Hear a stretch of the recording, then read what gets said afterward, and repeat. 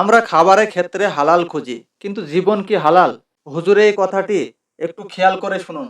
হারাম খেয়ে বর্ধিষ্ণু যে দেহ সে দেহ আল্লাহর জান্নাতে প্রবেশ করবে না। মানে whatever you consume it should be halal, এটা হালাল হইতে হবে। শুধু যেটা আপনি খাচ্ছেন এটাই না, কুলু মিম্মা ফিল আরদি হালালাম তাইয়্যিবা, আল্লাহ তাআলা বলেছেন যেটা কনজিউম করবো হালাল হবে, হালাল হতে হবে।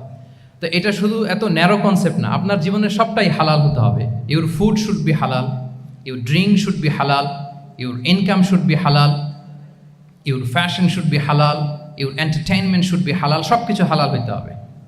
আমরা অনেকে যে ভুলটা করি, আমরা খাওয়ার ক্ষেত্রে শুধু হালাল খুঁজি, এরকম অনেকে করে, কিন্তু অন্যান্য ক্ষেত্রে হালাল হারামের বাছ বিছান নাই। দেখবেন যে আমাদের বিভিন্ন সরকারি অফিসগুলোর মুসলিম কর্মকর্তারা তারা ওয়াইন খায় না। আমি দেখেছি থাইল্যান্ডে গিয়েছে, চায়না গিয়েছে অফিসের কাজে, ওখানে হালাল রেস্টুরেন্টগুলো খোঁজে, কারণ মুসলিম, তার হালাল খাইতে হবে। তো সে ওয়াইন খায় না, পর্ক খায় না, কারণ ইসলামে এটা হারাম।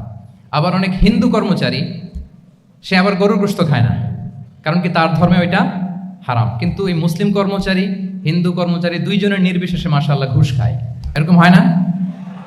দেখেন, মুসলিম ওয়াইন খায় না, পর্ক খায় না, তার ধর্মে হারাম।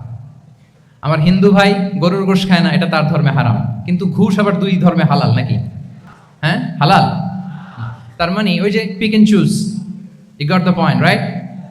পিক এন্ড চুজ করেছে যে আমার ধর্মের এই এই নিয়ম আমি মানবো, কারণ এটা আমার জন্য খুব ফ্লেক্সিবল, এটা খুব ভালো লাগে।